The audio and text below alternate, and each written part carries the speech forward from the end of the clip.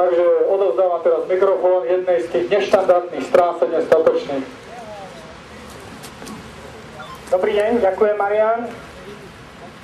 Moje meno je Vlado Gurtler a som predseda novovzniknutej strany neštandardnej, ako nás nazývajú štandardné strany, 7 statočných. Chcel by som všetkých vás privítať, chcel by som sa vám poďakovať za účasť, za to, že ste prišli, že ste nabrali odvahu a statočnosť prísť v tomto nečase cez sobotu, vyjadriť svoj uhol pohľadu na vývoj tejto spoločnosti. A chcem takisto poďakovať aj občianskému združeniu Ľudia v ohrození, Marianovi Mišunovi a Ferovi Bednárovi, ktorí to zorganizovali a umožnili našej neštandardnej strane vystúpiť.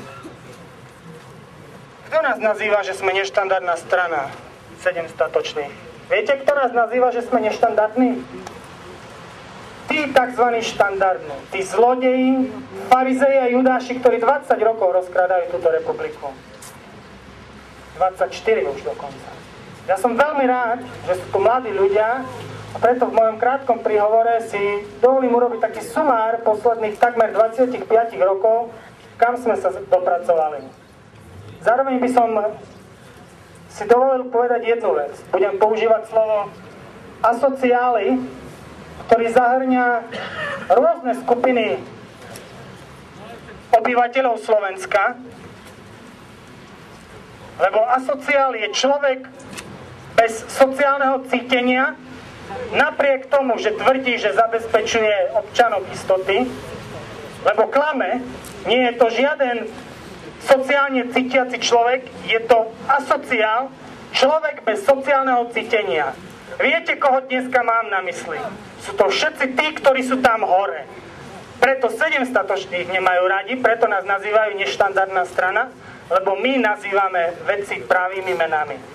Asociáli sú tam dole, ktorí vraždia čestných a statočných občanov, a asociáli sú tam hore, ľudia bez sociálneho cítenia, ktorí klamú voličov, neplnia svoje sľuby a dneska sedia na úrade vlády a v iných inštitúciách.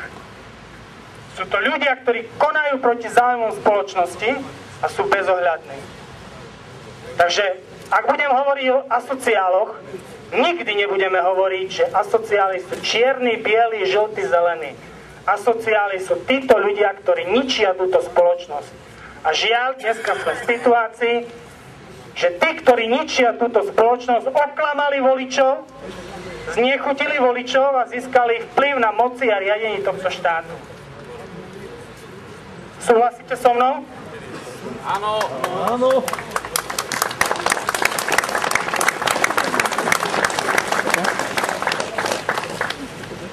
Ďakujem. Lebo keď budeme len ticho mlčať, tak tí hore si budú myslieť, že sme len mlčiaca masa. Dneska nás je dosť.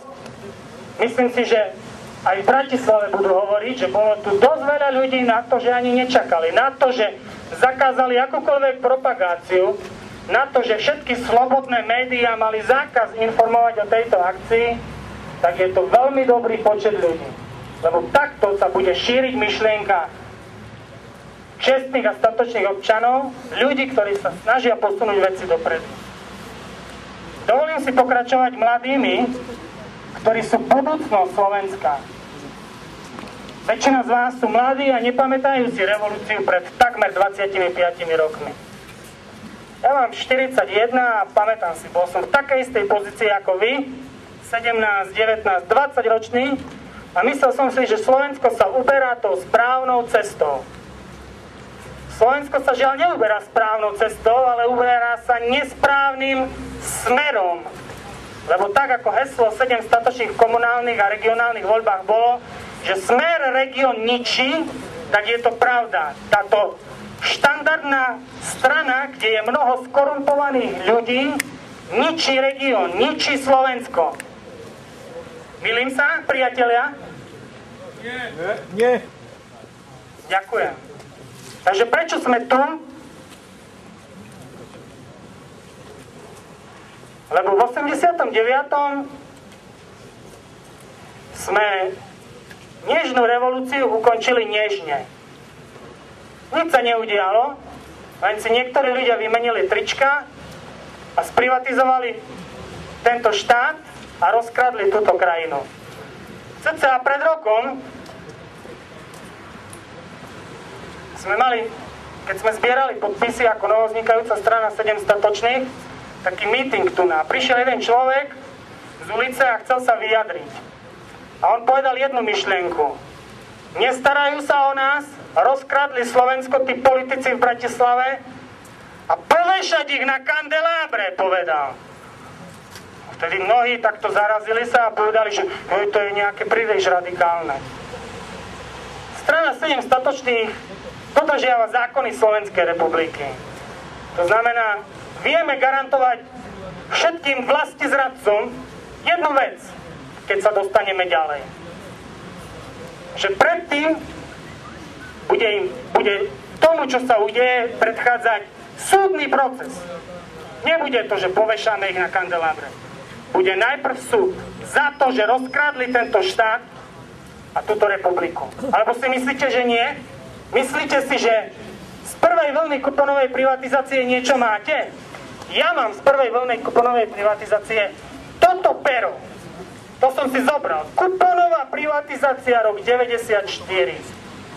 To znamená, ja mám pero a niekto v Bratislave má fabriku. Potom bol Mečiar, ktorý so svojimi privatizérmi rozkradol ďalšie aktíva. Potom ďalší vlastizradcovia z SDKU predali elektrinu, plyn, vodu.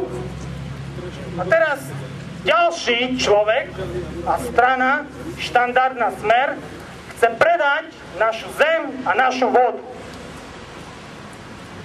Budeme takto sedieť a čakať a budeme ďalej žiť ako otroci? Ste otroci, priatelia? Nie. Tak keď nie ste otroci, tak treba začať niečo robiť.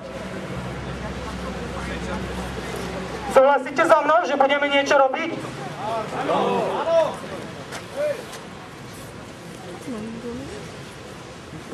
Povešame ich na kandelábre? Nie, priatelia. Tak, ako som povedal, najprv bude súdny proces s vlastizradcami. Priatelia, môj krátky príhovor by som si dovolil ukončiť tým, že dodržiavame zásady demokracie, hoci vieme, že tzv. Štandardné strany vo voľbách častokrát manipulujú niektorými vecami.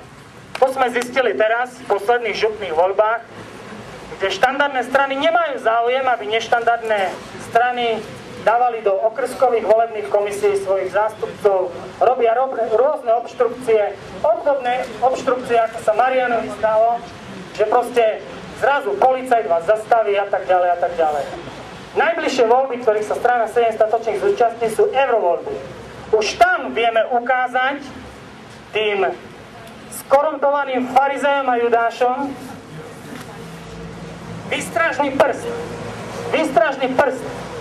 A preto všetci, ktorí chcete ísť do volebných komisí za stranu 7 statočných, kľudne môžete dať kontakt, tam je stolik, aby ste obhajovali čestných a statočných občanov tak, aby nedošlo k falšovaniu volieb v eurovoľbách.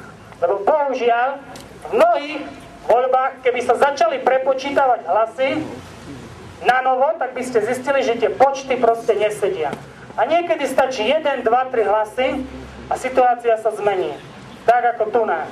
Dneska je nás 200, potom nás bude 250 a potom budú sadať do lietadiel, aby sa vyhli súdnemu procesu a zaslúženému trestu tí vlastizradcovia.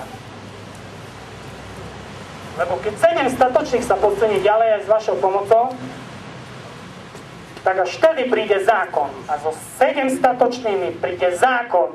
Zákon a zaslúžený trest pre všetkých vlastizradcov Slovenska. Ďakujem za vašu pozornosť.